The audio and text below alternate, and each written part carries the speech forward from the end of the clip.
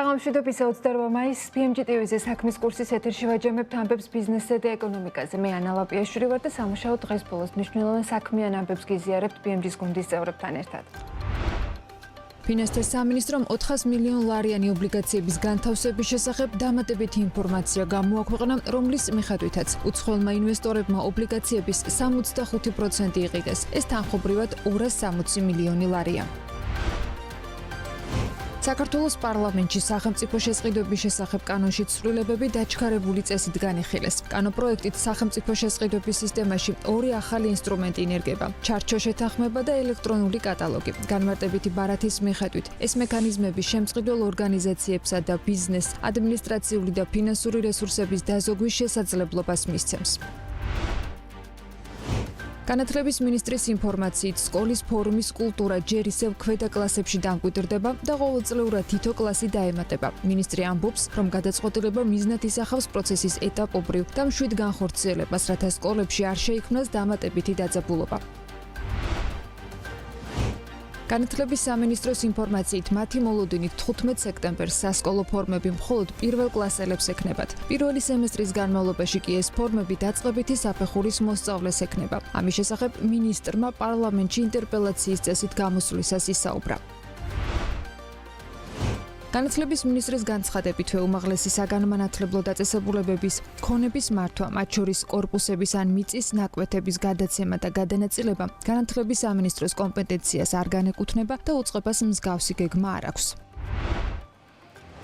მთავრობის 400 მილიონი ლარის სახაზინო ობლიგაციის 65% უცხოელმა ინვესტორებმა იყიდეს. ფინანსთა სამინისტრო ფასიანი ქაღალდების სადებიუტო გამოშვებაზე ინფორმაციას აახლებს და მათი ინფორმაციით 5 წლის და 9 თვის ვადიანობის სახაზინო ობლიგაციების 65% არარეზიდენტმა ინვესტორებმა და 35% რეზიდენტებმა შეიძინეს. მათ შორის 64% განაწილდა საერთაშორისო აქტივების მმართველ კომპანიებზე, 24% ადგილობრივ სადაზღვაო და საპენსიო ფონდებზე, 11% კომერციულ ბანკებზე და 1% საერთაშორისო საფინანსო ინსტიტუტებზე.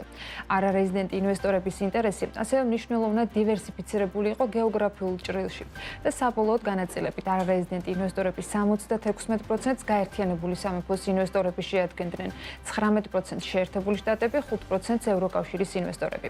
ამ დრომდე საქართველოს სახაზინო ობლიგაციებში არარეზიდენტებს 555 მილიონი ლარი ჰქონდა დაბანდებული. ამ განთავსების შემდეგ არარეზიდენტების დაბანდებები საქართველოს სახაზინო ობლიგაციებში 800 მილიონ ლარამდე გაიზარდა.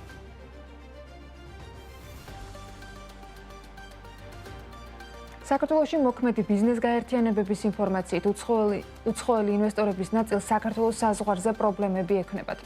არის შემთხვევები, როცა უცხოელებს საზღვარზე აჩერებენ და ყოველგვარი დასაბუთების გარეშე აბრუნებენ უკან. ICC Georgia's ინფორმაციით პრობლემები ძირითადად არაბული ქვეყნების მოქალაქეებთან ფიქსირდება. რა მასშტაბი აქვს პრობლემას და როგორ მოქმედებს მსგავსი ფაქტები საქართველოს საინვესტიციო გარემოზე. ელენე გოგბერაშვილის სიუჟეტში გიყვებით.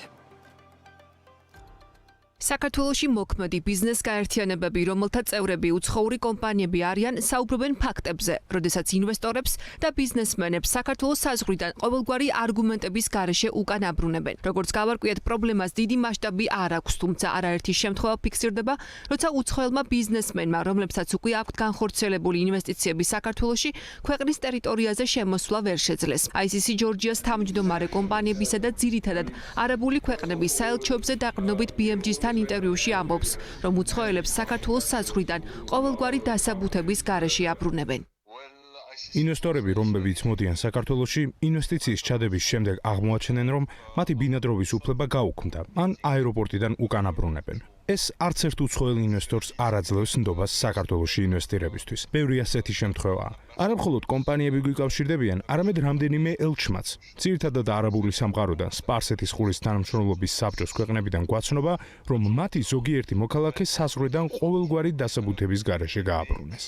საქართველოს საზღვარზე უცხოელი ინვესტორების შემოსვლასთან დაკავშირებით პრობლემებზე საქმის კურსშია აზიისა და სპარსეთის ყურის ქვეყნების ბიზნეს პალატაც. თუმცა როგორც ბიზნეს გაერთიანების პირველი ვიცე-პრეზიდენტი ჩვენთან ინტერვიუში ამბობს, შეფერხებები არ არის მასიური. თუმცა ყაზახეთიდან, პაკისტანიდან, ინდონეზიიდან და სხვა ქვეყნებიდან ასეთი ცალკეული შემთხვევები ფიქსირდება. დავით სირდავა ამბობს, რომ ხშირ შემთხვევაში ინვესტორებს, რომლებსაც საქართველოში უკვე აქვთ დაფუძნებული კომპანიები, ან შეძენილი აქვთ უძრავი ქონება, სახელმწიფო უწყებები, ეროვნული უსაფრთხოების მოტივით ქვეყანაში შემოსვლაზე ან ბინადრობის უფლებაზე უარს ეუბნებიან. პერიოდულად არის შეყოვნებები და ეს არ არის მხოლოდ არაბულ სახელმწიფოებთან მიმართებაში. კასოლიკურის ინფორმაციას გეტყვით, სადაც ყაზახეთიდან, რომელსაც ფრანჩაიზი აქვს ყაზახეთში, ძალიან ისეთი კარგი კომპანია არის, რომელსაც სურდა საქართველოს შემოსვლა, შეესწავლა საქართველოსაც თქვათ ის სავაჭრო ადგილზე, საჩიელებოდა მათი ოფისი განთავსებულიყო და შემდეგ და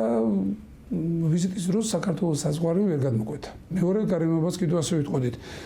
საუდის არაბეთიდან არის პაკისტანის მოქალაქე, რომელიც პაკისტანის მოქალაქეს შემოვიდა, კომპანიას დააფუძნა, საჯარო ხელშეკრულებების გააფორმა, ფაქტობრივად საქმიანობა დაიწყო კომპანიამ და როდესაც მიმართა ბინადრობაზე, დადგენილი წესით და ფორმით უარი ეთქვა. ერთი ფაქტიც და მეორე ფაქტიც იწვევს გარკვეული ბიზნეს სექტორის სხვანაირად, მოდი ასე ვიტყოდი, უკმაყოფილებას, ისინი თავიანთ სოციალურ ქსელში იქნება თავის ბიზნეს წრეებში მოყავთ ეს მაგალითები, მე დავიწყე საქმიანობა, უარი მეთქვა ბინადრობაზე, მე ვაპირებდი ბიზნეს საქმიანობას, უარი მეთქვა შესვლაზე. ეს ნამდვილად კარგი არ არის.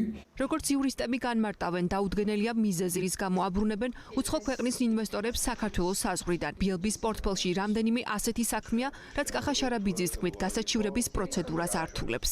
ჩვენ გქონია შემთხვევები, როდესაც თქვა ადამიანი საქართველოში ნამყოფი იყო რამოდენიმეჯერ ლეგალურად, შეიძლება რაღაცა მცირე ან საშუალო ბიზნესი გაკეთებული ქონდა თქვა და შემდეგ შექმნია პრობლემა საზღვარზე არ შემოუშვიათ. ამ პრობლემაში ყველაზე უცნაური თუ თვალსაჩინო არის ის, რომ არ განემარტება მიზეზი თუ რატომ ეუბნებიან ამ ადამიანის შემოსვლაზე უარს. პრობლემა ეს არის, რომ ვერ გადგენთ ამ უარის მიზეზს და ფათაშორის არც აქვს ვალდებულება, როგორც მე ხვდები, სახელმწიფო უწყებას განგიმარტონ თუ არის გამოეუბნებიან უარს. ეს რა თქმა უნდა ართულებს თქვათ შედავების პროცედურას. მე დაახლოებით ამას შევადარებდი ღამეს კლუბში რომ ფეს კონტროლი ვერ გაიარა ადამიანებმა და რო არ გიხსნიან რატო არ გიშვებენ თქვათ შეგნი დაახლოებით ამ ტიპის ურთიერთობას შევადარებდი გეუბნებიან არას. ბუნებრივია მსგავსი ერთეული შემთხვევებიც კი ქვეყნის საინვესტიციო იმიჯზე ნეგატიურად იმოქმედებს. აზიისა და სპარსეთის ყურის ქვეყნების ბიზნეს პალატა გამოდის ინიციატივით შეიქმნას კოორდინაციის ახალი მოდელი სახელმწიფო უწყებებსა და ბიზნეს გაერთიანებებს შორის, რომლის მიზანიც ეგრეთ წოდებული უცნობი სუბიექტების წინასწარი გადამოწმება და მათზე სანდო ინფორმაციის მიწოდება იქნება. შესაბამისი სამსახურისთვის, რა ფორმატიც მათი აზრით სახელმწიფოს პოტენციური ინვესტორების უკეთ იდენტიფიცირებაში დაეხმარება და ბიუროკრატიულ ბარიერებს შეამცირებს. საიმედოების ხიდი შეიძლება გაკეთდეს, უფრო მეტად მიეწოდოს იმ შესაბამის უწყების ინფორმაცია ამა თუ იმ ინვესტორებთან დაკავშირებით, ვინაიდან საქართველოს ეკონომიკის მე ვიტყოდი შუარგოლს უფრო უწოდებ საშუალო დონის, ასე ვთქვათ, საშუალო ბიზნეს სექტორს. არა მსხვილ ბიზნეს საშუალო დონის, საშუალო ბიზნესში, რომელიც შუარგოლის ფაქტობრივად ერთ-ერთი ხერხემალსაც წარმოადგენს საქართველოს ეკონომიკის.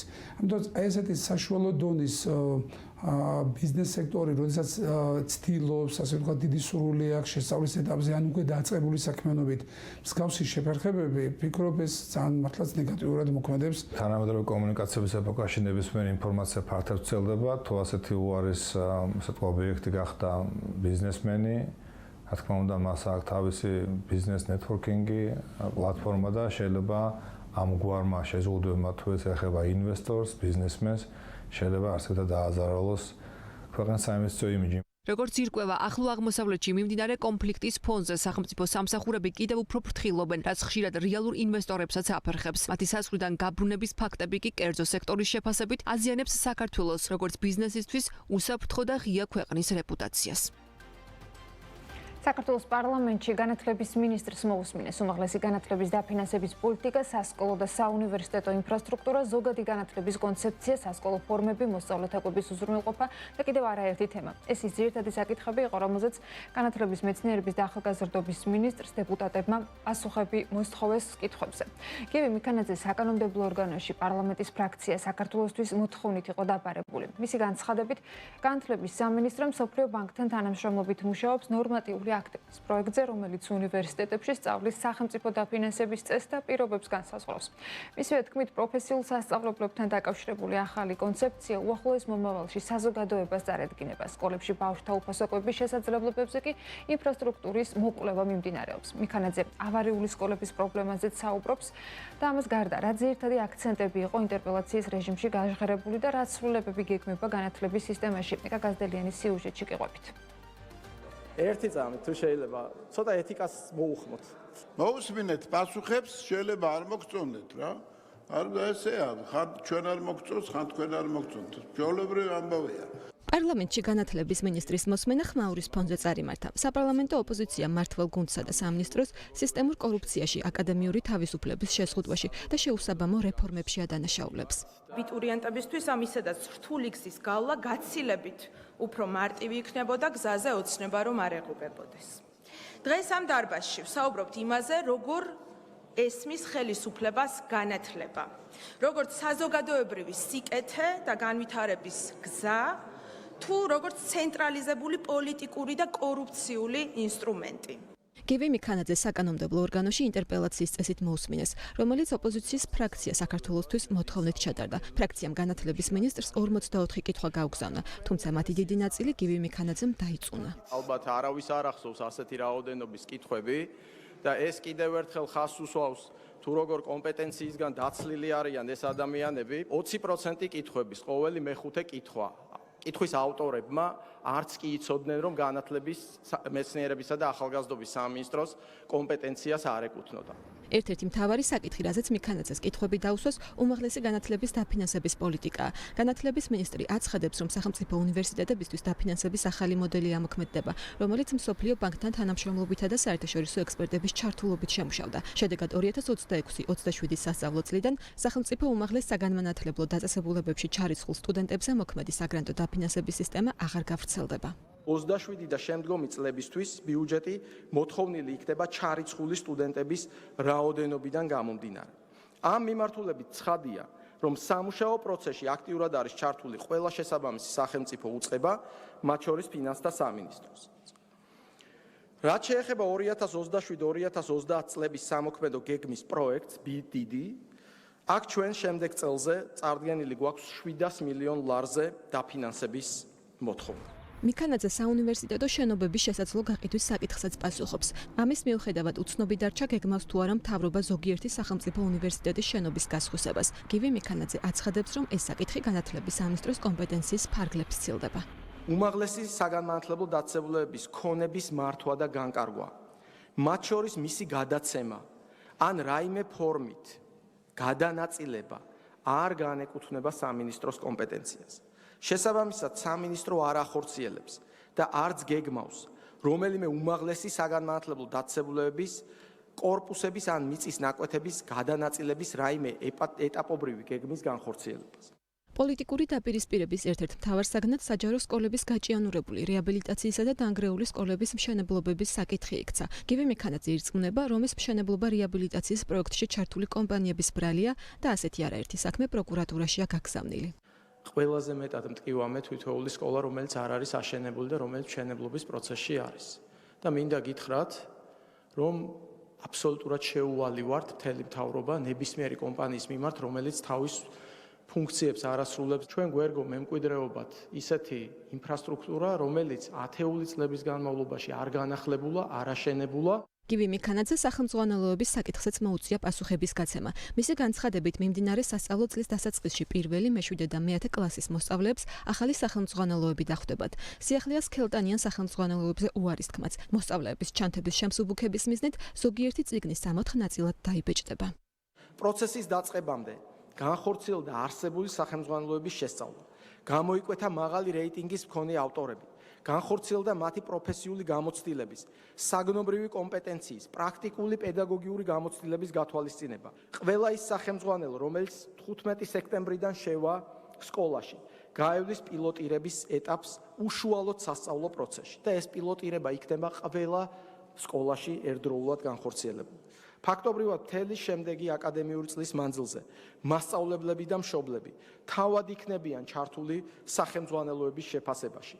რაც შეეხება სასკოლო ფორმებს, განათლების მინისტრის ინფორმაციით, ამ ეტაპზე ბაზრის კვლევის დაზუსტების პროცედურები მიმდინარეობს და სავარაუდოდ უახლოეს მომავალში გამოვლინდება ფორმების მიმწოდებელი კომპანია. შედეგად სავარაუდოდ 15 სექტემბრისთვის პირველკლასელები ფორმებით იქნებიან უზრუნველყოფილი. სასკოლო ფორმა ხელს უწყობს დისციპლინისა და სასკოლო კულტურის ჩამოყალიბებას. ავიც რაღაც სიახლეს გეუბნებით. აძლიერებს მოსწავლის კუთვნილების განცდას საკუთარი სკოლის მიმართ. ჩვენი მოლოდინია, რომ 15 სექტემბერს ყველა პირველკლასელი იქნება უზრუნველყოფილი სასკოლო ფორმით, ხოლო პირველი სემესტრის განმავლობაში მეორე, მესამე, მეოთხე, მეხუთე და მეექვსე კლასელები, ისე როგორც განსაზღვრული გვაქვს კანონმდებლობით, იქნებიან უზრუნველყოფილი. მიქანაძის მრავალსაათიანი განმარტებების მიუხედავად ოპოზიციური ფრაქციის წარმომადგენლებმა მიღებული პასუხებით უკმაყოფილება გამოხატეს და მინისტრს დამატებითი კითხვები დაუსვეს. ვერცერთ კითხვაზე ჩვენ ვერ მოვისმინეთ კონკრეტული პასუხები, ამიტომ ძალიან რთულია რომ დავაზუსტო. ერთი სტუდენტის ფინანსური ნორმატივი დაგვისახელეთ, ასევე ცნობარში ჩვენ ვერ გავიგეთ, რატომ არ არის მითითებული კრედიტების რაოდენობა, რადგან მნიშვნელოვანია სტუდენტმა იცოდეს 3 წელს ისწავლის თუ 4 წელს ისწავლის. დაფინანსებიდან დაწყებული ნებისმიერი საკითხით, რაც ახლა თქვენ დააყენეთ, ის რაც ჩვენი სამინისტროს კომპეტენცია, თქვენ პასუხი უკვე გაგეცათ და თუ რაღაცა ვერ გაიგეთ, ეს ჩანაწერი ღია, საჯაროა და შეგიძლიათ რომ გადაახვიოთ. იღებთ თუ არა პასუხისმგებლობას ქმედებებზე, როდესაც სასწავლო დაწესებულებებში მიმდინარეობს სტუდენტების დევნა და ახალგაზრდები უნივერსიტეტიდან ხელბორკილებით გაყავთ მშვიდობიანი პროტესტის ტროტუარზე დგომის გამო და აკავებენ. რა პასუხი გაქვთ ამ ახალგაზრდებთან, მათ ოჯახის წევრებთან, როდესაც ეს ადამიანები სასწავლებელში უსაფრთხო გარემოს ელოდებიან და რეალურად საპოლიციო რეპრესიებს ღებულობენ. კითხვა ჩემი რა თქმა უნდა იყო სწორედ იმასთან დაკავშირებით, რატომ არ განვიხილავთ საერთოდ სკოლაში კვების საკითხს, მაგრამ აბა რა გითხრათ, იგივე ესთეტიკა, იგივე პათეტიკა, იგივე უტიფრობა, რაც ნაცმოძრაობას ახასიათებდა, არ შეცვლილ ხართ. ამიტომ ფასადური გასაგებია, ფასადური დამოკიდებულება თქვენი. რა თქმა უნდა, ფასადურად თქვენ გონიათ, რომ ფორმები ამ უთანასწორობას შეცვლის, მაგრამ მშიერი ბავშვი რომ ზის სკოლაში, ეს თქვენ არ გაღელვებთ. გივი მიქანაძის განცხადებით, სამინისტრომ საჯარო სკოლების ინფრასტრუქტურა შეისწავლა და მომავალში კვების მიწოდების 4 შესაძლო მოდელს განიხილავს. მათ შორისაა სკოლების სამზარეულოების გამართვა და ადგილზე მომზადება, ჰაბ სკოლების შექმნა, რომლებიც საკვებით სხვა სკოლებსაც მოამარაგებენ, ან ლანჩბოქსების სისტემა. გივი მიქანაძის თქმით, ამ პროცესის დასაწყებად ლოგისტიკური ქსელის აწყობაა საჭირო. სასკოლო კვების სისტემის შემოღება იმაზე მეტია, ვიდრე უბრალოდ ინფრასტრუქტურის მოწესრიგება. საჭიროა სრული ლოჯისტიკური ქსელის აწყობა. მოწესრიგებული უნდა იყოს კვების ინფრასტრუქტურა, საკვების შენახვისთვის აუცილებელი პირობები, მომზადდეს შესაბამისი ადამიანური რესურსი, რომ სრულად იყოს უზრუნველყოფილი ჰიგიენურ-სანიტარული ნორმების დაცვა. შესაბამისად, სასკოლო საათებში კვების საკითხის მოგვარებას ჩვენ უდგებით სისტემურად და ორიენტირებული ვართ მდგრადი მექანიზმის შექმნაზე. ინტერპელაციაზე ცნობილი გახდა ისიც, რომ განათლების მეცნიერებისა და ახალგაზრდობის სამინისტრო პარლამენტთან ერთად პროფესიულ სწავლებასთან დაკავშირებულ ახალ საკანონმდებლო ინიციატივაზე მუშაობს. გივი მიქანაძის განცხადებით, ახალი კანონპროექტის ერთ-ერთი სიახლე ევროპული პრაქტიკის დანერგვა იქნება, რომლის მიხედვითაც პროფესიული სასწავლებლების მიერ გაცემული დიპლომები უნივერსიტეტებში იმავე მიმართულებაზე კრედიტების სახით უნდა აღიარონ. მიქანაძე ამბობს, რომ უწყებაში ამ საკითხზე უკვე ორ თვეზე მედია სპეციალური სამუშაო ჯგუფი მოქმედებს, ხოლო კანონპროექტი პარლამენტს სავარაუდოდ საშემოდგომო ან საგაზაფხულო სესიაზე წარედგინება. 2026 წლის პირველ კვარტალში წლიურად მაღალ ბიუჯეტულ ბრენდულ სასტუმროებში დატვირთულობა 6%-ული პუნქტით 51%-ამდე გაიზარდა. TBC კაპიტალის ინფორმაციით ზრდა ყველაზე შესამჩნევი იანვარში იყო, თებერვლის და მარტისგან განსხვავებით. სასტუმროების დატვირთულობის პოზიტიური დინამიკა თანხმედრაშია ტურისტული ვიზიტების ზრდასთან, თუმცა თებერვლის და მარტის მონაცემები ახლო აღმოსავლეთში მიმდინარე მოვლენებით გამოწვეულ შოკს ასახავს. ბათუმის უძრავი ქონების ბაზარზე უცხოელთა წილი იზრდება. გალტენ ტაგარტის მონაცემებით ბათუმში სისტემური დეველოპერების კომპლექსებში, რომელიც მოიცავს 30-ზე მეტ მშენებარე ობიექტს და ბაზრის 40%-ს ბინების 63% უცხოელებმა იყიდეს, 37% ქართველებმა. რიკოთის საუღელტეხილო მონაკვეთის ერთ-ერთი ალტერნატივის გომის საჩხერე ჭიათურა ზესტაფონის 28 კილომეტრიანი გზის რეაბილიტაცია მიმდინარეობს. სამუშაოები ინფრასტრუქტურის მინისტრმა დაათვალიერა. ამ ეტაპზე გზის ორ მონაკვეთზე ჯამში რეაბილიტაცია 27,8 კილომეტრიან მონაკვეთს მოიცავს. საქართველოს კონკურენციისა და მომხმარებლის დაცვის სააგენტომ MGV საქართველოს საჩივრის საფუძველზე მოკვლევა დაიწყო. საქმე ეხება ბაზარზე დომინანტური მდგომარეობის შესაძლო ბოროტად გამოყენებას. უძღების ინფორმაციით, საჩივარი შეეხება მწარმოებლის გაფართოებული ვალდებულების ასოციაციის მიერ კონკურენციის შესახებ საქართველოს კანონის მე-6 მუხლის სავარაუდო დარღვევის ფაქტს. ბათუმის უძრავი ქონების ბაზარზე უცხოელთა წილი იზრდება. კალტენ ტაკარტის მონაცემებით ბათუმში სისტემური დეველოპერების კომპლექსებში, რომელიც 30-ზე მეტ მშენებარე ობიექტს და ბაზრის 40%-ს მოიცავს, ბინების 63% უცხოელებმა იყიდეს, 37% ქართველებმა. მონაცემები აჩვენებს, რომ თუ 2025 წელს ქართველების წილი 44% იყო, ახლა ის მაჩვენებელი 37%-მდეა შემცირებული. უფრო კონკრეტულად, ბათუმში სისტემური დეველოპერების კომპლექსებში ბინების 18% ევროპული ქვეყნების მოქალაქეებმა, 16% უკრაინის, რუსეთის, ბელარუსის მოქალაქეებს ეკუთვნით, 10% ისრაელზე მოდის, 6% თურქეთის მოქალაქეებზე და 3% არაბული ქვეყნების მოქალაქეებზე. საჯარო რეესტრის მონაცემებით 2026 წლის პირველ კვარტალში ბათუმში სულ 4059 ბინა გაიყიდა, რაც წინა წელთან შედარებით 15.8%-ით მეტია. აქედან მეორად ბაზარზე გაყიდვები, რაც დინამიკას რეალურ დროში აჩვენებს, წლეურად 10.1%-ით გაიზარდა. პირველად ბაზარზე გაყიდვები, რაზეც გავლენას დაგვიანებული რეგისტრაციები ახდენს, წლეურად 21.1%-ით არის გაზრდილი. კალტენ ტაკარტის მიერ ჩატარებული დეველოპერების გამოკითხვის მიხედვით, რომელიც პირველადი ბაზრის ტენდენციებს რეალურ დროში ასახავს, პირველად ბაზარზე გაყიდვები წლეურად 70.6%-ით გაიზარდა, განმარტავენ საინვესტიციო ბანკში.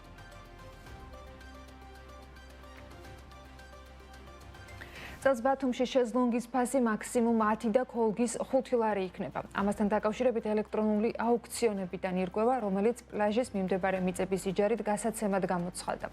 2025 წლის სეზონთან შედარებით, როდესაც შეზლონგის და ქოლგის ღირებულება მაქსიმუმ 5 ლარით იყო განსაზღვრული, შეზლონგის ფასი გაორმაგებულია. 2026 წლის ზაფხულის სეზონისათვის გამოცხადებულია 30-ზე მეტი აუქციონი, რომელზეც სანაპირო ზოლის მართვაზე პასუხისმგებელი სიპის ბათუმის ბულვარი მიწას 1 ნოემბრამდე გასცემს იჯარით. აუქციონზე გამარჯვებული შეიძლება იყოს როგორც იურიდიული, ისე ფიზიკური პირი. პირობების მიხედვით მოიჯარე ვალდებულია ქონება მხოლოდ დანიშნულებისამებრ გამოიყენოს. მან იჯარით აღებულ სექტორზე უნდა განათავსოს არსებული და უხარვეზო საპლაჟე ინფრასტრუქტურა, შეზლონგი, ქოლგა, მცირე ზომის სანაგვეყუთი, სადაც ერთი ერთეული შეზლონგის ღირებულება დღის განმავლობაში არ უნდა აღემატებოდეს 10 ლარს და ერთი ერთეული ქოლგის ღირებულება არ უნდა სცდებოდეს 5 ლარს. ასევე უნდა იყოს განთავსებული საინფორმაციო ბანერი, სადაც მითითებული იქნება ფასები ქართულ და ინგლისურ ენებზე.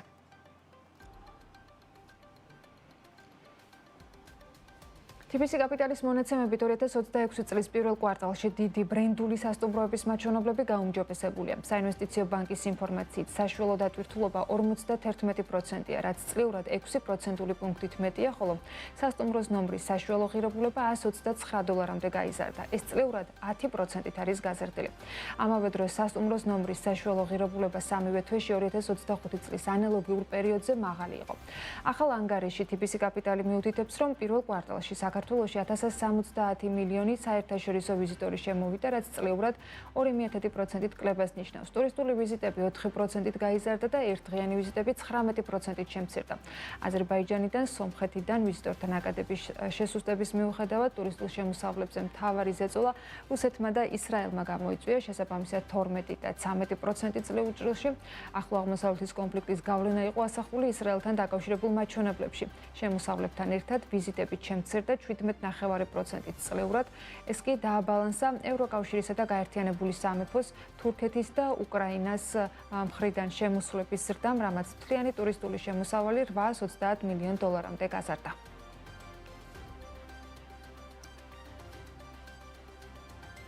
სახელმწიფო ტენდერებში ეგრეთ წოდებული შავი სიის მექანიზმი მკაცრდება. ამის შესახებ სახელმწიფო შესყიდვების შესახებ კანონში შესული ცვლილებები ითვალისწინებს, რომელიც პარლამენტმა დაჩქარებული წესით მიიღო. ცვლილებების მიხედვით, თუ ეკონომიკური ოპერატორი ხელშეკრულების მიღების მიზნით არაკეთილსინდის ერქმედებას ჩაიდენს, მისი შავ სიაში რეგისტრაციის ვადა 1 წლის ნაცვლად 2 წლამდე გაიზრდება.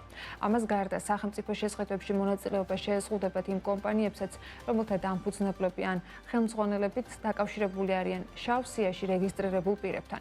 სახელმწიფო შესყიდვების შესახებ კანონში ცვლილებები ასევე ითვალისწინებს ტენდერებში ფასთა ინდექსაციის კომპონენტის გაჩენასაც, რომლის შემოღებასაც თავად ინფრასტრუქტურის მშენებლები დიდი ხანია ითხოვენ. რა იცვლება შესყიდვების სისტემაში და როგორ აფასებენ მას კერძო სექტორის წარმომადგენლები? დეტალებს გიყვებით ნუცა შუბაშვილის სიუჟეტში.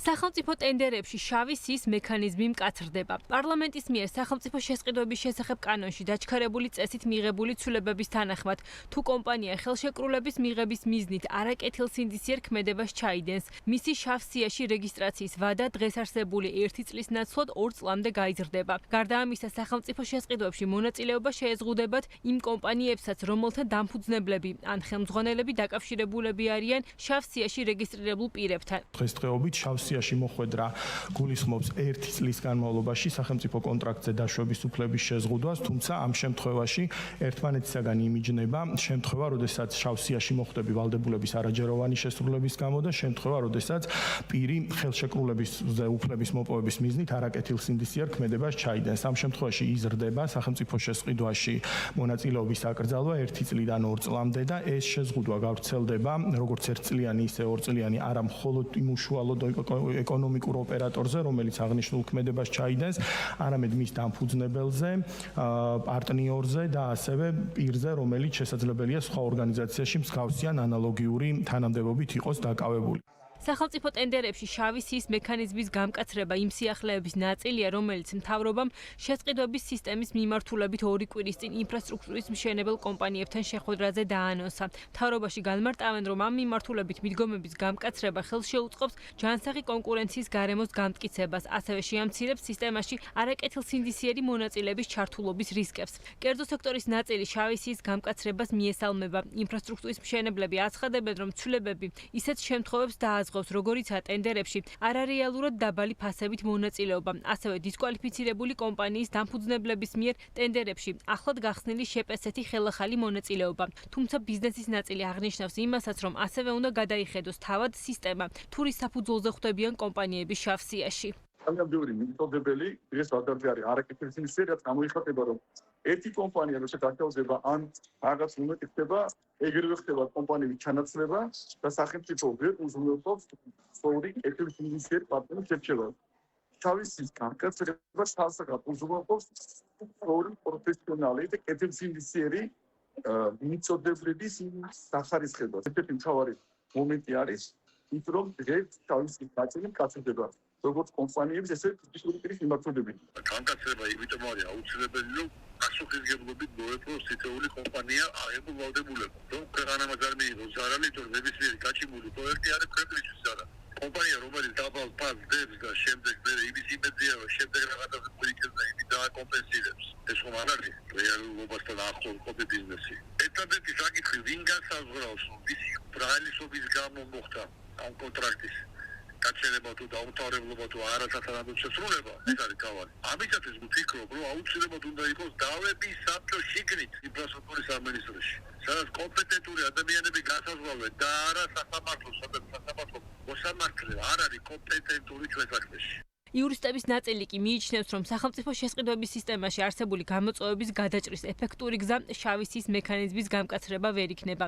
როგორც იურისტი ბადრი ნიაური ამბობს, მექანიზმის მსგავსი გამკაცრებით დადგება შედეგი, როდესაც ტენდერებში მონაწილეობის მიღებას კიდევ უფრო ცოტა კომპანია შეძლებს, რაც ბაზარზე კონკურენციასაც შეამცირებს. მისი თქმით, გამოსავალი არა ბარიერების შექმნა, არამედ თავად პრობლემის სათავის მოგვარება უნდა იყოს, რომელიც მისი შეფასებით თავად შემწყიდველი ორგანიზაციების მიერ გამოცხადებული ტენდერების პირობებში მდგომარეობს.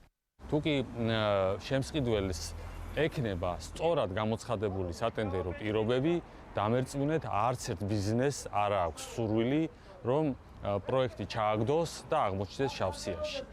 ეს შეზღუდვა ბუნებრივია გულისხმობს იმას, რომ უბრალოდ ბიზნესები შემცირდება და მივიღებთ არაკონკურენტულ უნარიან გარემოს.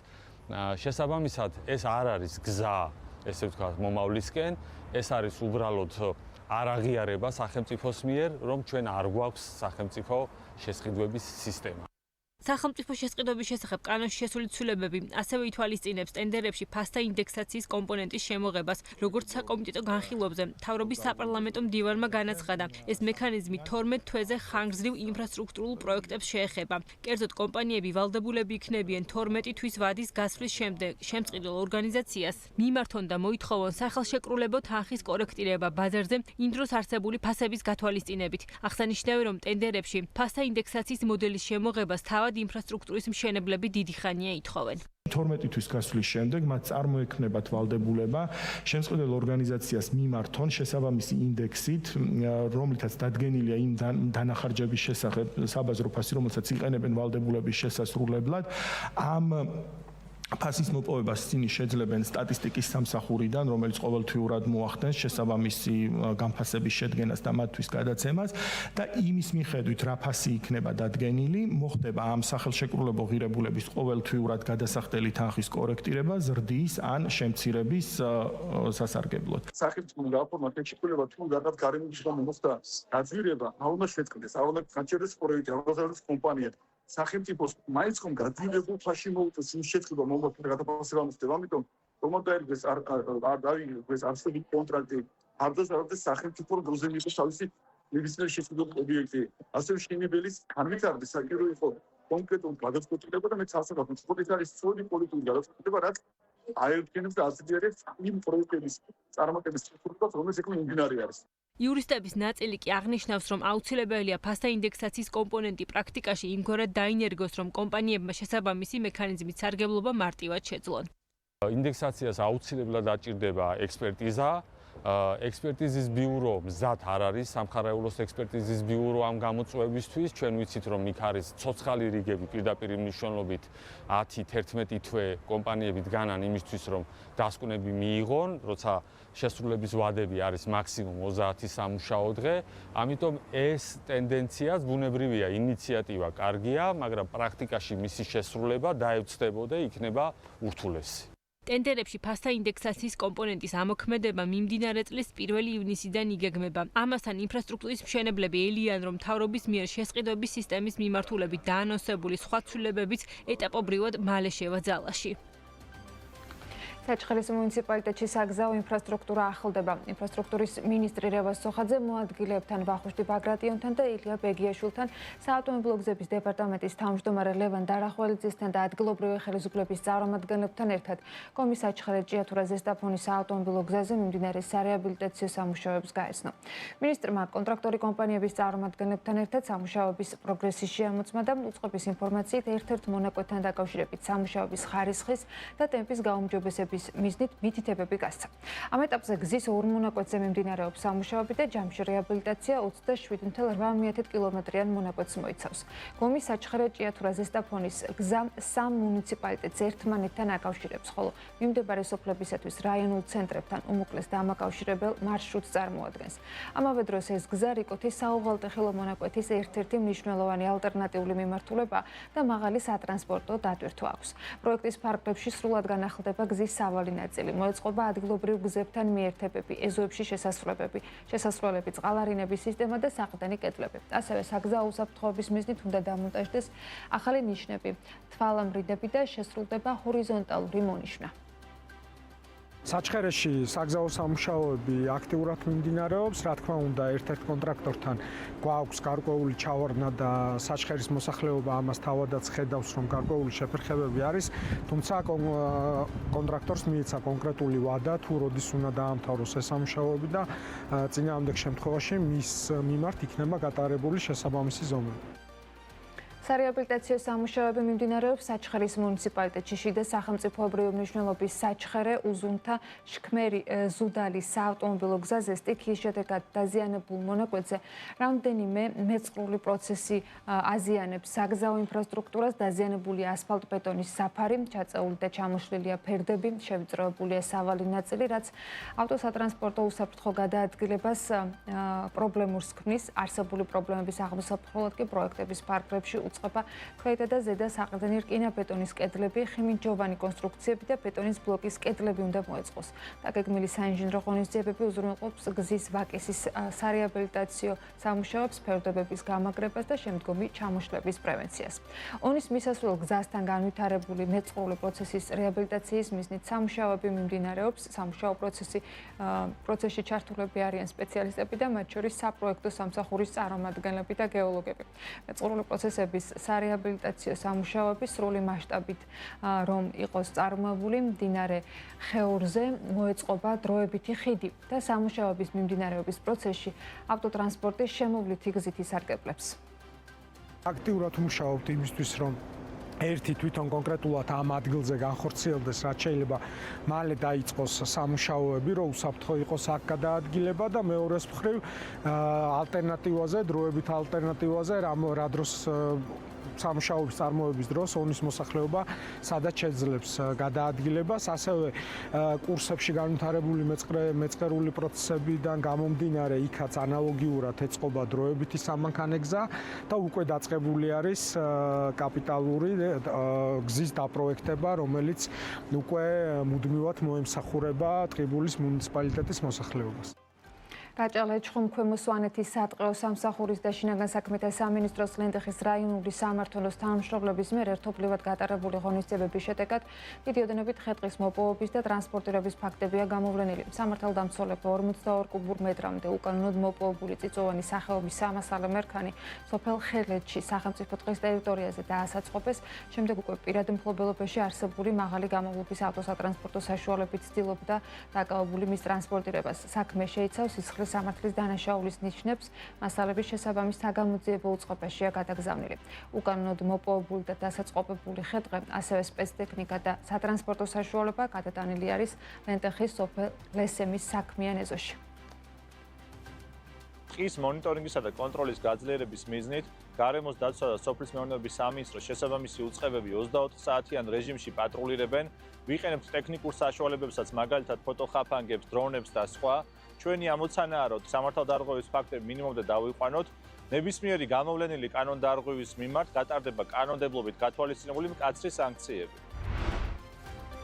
საერთაშორისო სავალუტო ფონდის ანგარიშის მიხედვით მოსალოდნელია, რომ აზერბაიჯანის ეკონომიკა წელს 2.1%-ით გაიზრდება, რაც ფონდის წინა პროგნოზთან შედარებით 0.4%-ული პუნქტით ნაკლებია.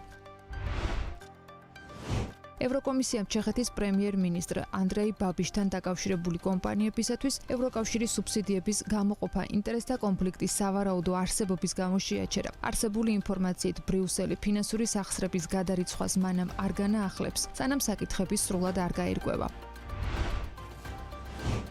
როსტატის სამრეწველო წარმოების ანგარიშის მიხედვით, რუსეთის ნავთობის ინფრასტრუქტურაზე უკრაინული დრონების თავდასხმებმა აპრილში კოქსის და ნავთობპროდუქტების წარმოება მარტთან შედარებით 12.3%-ით, ხოლო გასული წლის აპრილთან შედარებით 9.2%-ით შეამცირა. საქართველოს და აზერბაიჯანის გავლით რუსეთიდან სომხეთში რკინიგზით 126 ტონა კარბამიდის სასუქი და 67 ტონა ფქვილი გაიგზავნა. სასუქები დატვირთული 2 ვაგონი და 1 ვაგონი ფქვილი ბილაჯარის სადგურიდან ბიუკ კესიკისკენ გაუშვეს. ამ დროისთვის რუსეთიდან სომხეთში აზერბაიჯანის და საქართველოს გავლით ტრანზიტით 28,000 ტონაზე მეტი მარცვლეული, 4,000 ტონაზე მეტი სასუქი, 133 ტონა ალუმინი და 68 ტონა წიწიბურაა გაგზავნილი. ტრანზიტის გარდა აზერბაიჯანიდან სომხეთში ნავთობპროდუქტებიც გადის ექსპორტზე. ამ დროისთვის აზერბაიჯანიდან სომხეთში 10,000 ტონაზე მეტი დიზელის საწვავი, 979 ტონა EI 92 ბენზინი და 2,955 ტონა EI 95 ბენზინია ექსპორტირებული.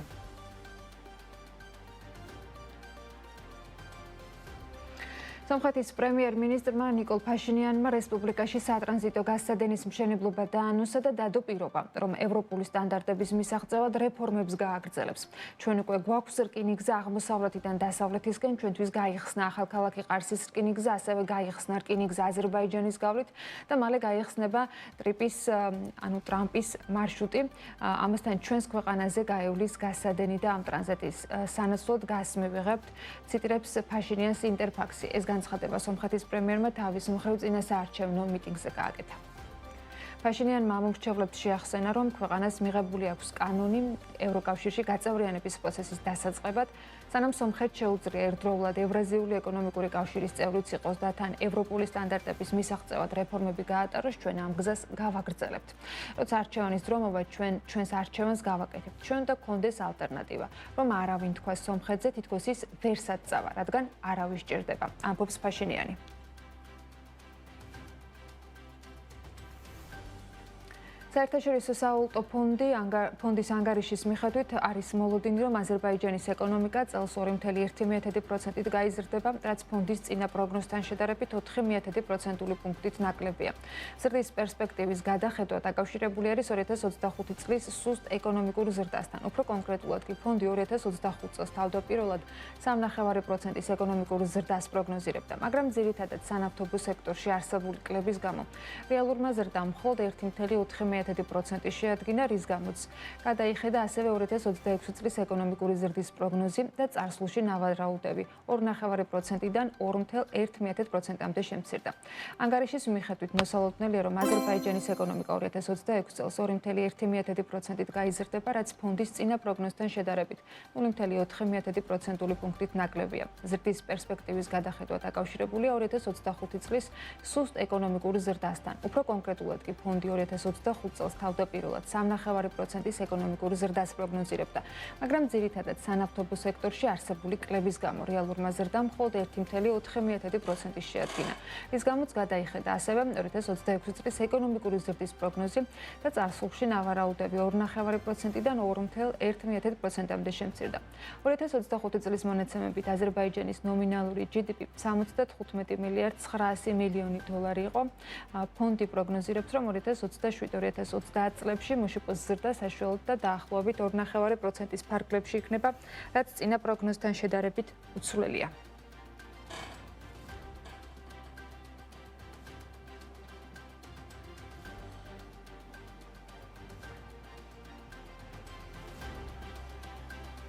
სოფლიოში კაპიტალის გადანაწილების ახალი ეტაპი იწყება. ინვესტორების ყურადღების ცენტრში არა მხოლოდ ეკონომიკური ზრდა, არამედ პოლიტიკური სტაბილურობაა, ტექნოლოგიური ინფრასტრუქტურა და გრძელვადიანი სტრატეგიული უპირატესობები.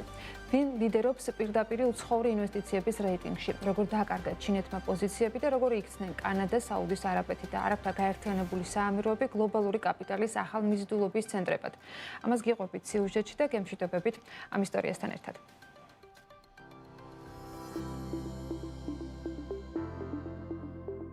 სოფლიოს რომელ ეკონომიკებში გადაინაცვლებს კაპიტალი მომდევნო 10 წლეულში. ამ კითხვას შესაძლოა მრავალმხრივი პასუხი ჰქონდეს, თუმცა გლობალური ინვესტორები მაინც პროგნოზების ერთ-ერთი მთავარი განსაზღვრელები არიან. კერნის 2026 წლის პირდაპირ უცხოური ინვესტიციების ნდობის ინდექსის მიხედვით ინვესტორების რეიტინგში პირველ ადგილს ამერიკის შეერთებული შტატები იკავებს. კანადა და იაპონია მნიშვნელოვნად დაწინაურდნენ და მესამე, მეექვსე პოზიციები დაიკავეს. ხოლო ჩინეთი, რომელიც 2016 წელს მეორე ადგილს იკავებდა, ახლა მეოთხე პოზიციაზეა ჩამოსული და ეს რეიტინგის ყველაზე მნიშვნელოვანი ცვლილებაა. ამავე დროს სპარსეთის ყურის რეგიონის ეკონომიკები, საუდის არაბეთი და არაბთა გაერთიანებული საამიროები მსხვილ საინვესტიციო ჰაბებად ყალიბდებიან, რადგან ხელოვნური ინტელექტის ინფრასტრუქტურაში, ლოგისტიკასა და ეკონომიკის დივერსიფიკაციაში მილიარდობით დოლარს დებენ. შესაბამისად, არაბთა გაერთიანებული საამიროები მე-9, ხოლო საუდის არაბეთი მე-10 ადგილზე გადავიდნენ და უკვე ისეთ საინვესტიციო ცენტრებთან ერთად მოიხსენიებიან, როგორიც გერმანია და გაერთიანებული სამეფოა. ზოგადად ინდექსი ნათლად აჩვენებს, რომ ბოლო 10 წლეულში ინვესტორთა ნდობის გეოგრაფია მნიშვნელოვნად შეიცვალა. საუდის არაბეთი გლობალურ ტოპ 10-ში წელს პირველად მოხვდა. ქვეყანა სუვერენულ საინვესტიციო ფონდებსა და ინფრასტრუქტურულ დანახარჯებს უფრო აქტიურად იყენებს, რათა ტექნოლოგიური და ლოგისტიკური ჰაბის სტატუსი გაიმყაროს. ნავთობსა და გაზზე დამოკიდებულების შესამცირებლად საუდის არაბეთი 2030 წლამდე ყოველწლიურად 100 მილიარდი დოლარის პირდაპირ უცხოური ინვესტიციის მიზიდვას გეგმავს. Amazon Web Service 2026 წლისთვის საუდის არაბეთში მონაცემთა ცენტრების ინფრასტრუქტურის გაფართოებაში 5 მილიარდ 300 მილიონ დოლარს დახარჯავს.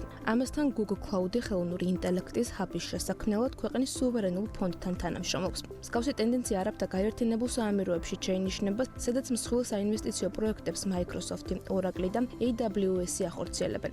თუმცა ახლო აღმოსავლეთში მიმდინარე კონფლიქტებმა შესაძლოა რეგიონული ეკონომიკური ზრდა შეაფერხოს და სამომავლო საინვესტიციო ნაკადებიც ომის მასშტაბსა და ხანგრძლივობაზე მნიშვნელოვნად იყოს დამოკიდებული. ასევე კანადა დღეს უცხოური ინვესტიციებისთვის მსოფლიოში მეორე ყველაზე მიმზიდველ მიმართულებად ითვლება, რასაც ხელს ბუნებრივი რესურსები, პოლიტიკური სტაბილურობა და ხელოვნური ინტელექტის ინფრასტრუქტურაში მზარდი ინვესტიციები უწყობს. მხოლოდ 2025 წლის პირველ ნახევარში ქვეყანაში პირდაპირ უცხოური ინვესტიციების შესახებ რეკორდული 297 განცხადება დაფიქსირდა. ინვესტორთა ნდობაზე მნიშვნელოვანი გავლენა ტექნოლოგიურმა ინოვაციებმაც მოახდინა, რასაც სავარაუდოდ ფედერალური მთავრობის ინიციატივა სუვერენული AI ინფრასტრუქტურისთვის 926 მილიონი დოლარის ბიუჯეტის გამოყოფა აძლიერებს.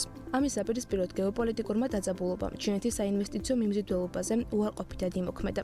თუმცა ბოლო პერიოდში ისეთი ქვეყნები, როგორებიც კანადა და კენია არიან, ცვალებადი გლობალური წესრიგის ფონზე ჩინეთთან ახალ სავაჭრო შეთანხმებასაც აფორმებენ. რეიტინგებში დაწინაურებულ ქვეყნებს საერთო სტრატეგია აერთიანებთ. პოლიტიკური სტაბილურობა, გრძელვადიანი ინდუსტრიული ინვესტიციები, AI ინფრასტრუქტურის განვითარება და კრიტიკულ რესურსებსა და სავაჭრო ქსელებზე წვდობა. კანადიდან და იაპონიიდან დაწყებული საუდის არაბეთითა და არაბთა გაერთიანებული სამეურვებით დასრულებული მომდევნო 10 წლეულის პირდაპირი უცხოური ინვესტიციების შესაძლოა ნაკლებად სწრაფ ეკონომიკურ ზრდაზე და უფრო მეტად მდგრადობაზე, ინფრასტრუქტურასა და გრძელვადიან სტრატეგიულ უპირატესობებზე იყოს დამოკიდებული.